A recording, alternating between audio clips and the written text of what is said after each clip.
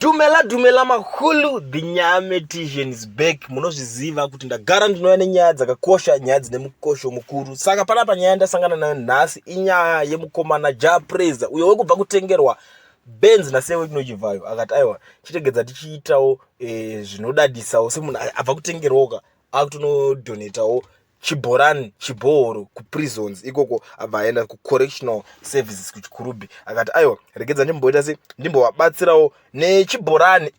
Zvinhu zvakanaka, zvinhu zvisina kunyanya kushata hazvo, nekuti unenge wakudzosera marashaki wange because idepartment rehurumende kana anenge akuisa hake mari because kana anga ane mari aida kuzotenga mota asina budget yemota because akasanganiswa nebenzi rake kudhara because igore remabhenzi kasekutaura kwazvaingoitwa. Zvinhu zvakangonakawo muri Zimbabwe, but asi vana veZimbabwe vanenge vane zvakawanda zvekutaura. Munongoziva kuti maZimbabweans atipererwe nekutaura, vanenge vachitosara vane something to say. So inini ndangouya nenyaya saNyametician kuti ndikusiyire iwe une something to say, undiudze kuti uri kuionawo sei nyaya yekudonetwa kwaitwa chibhorani nemukomana.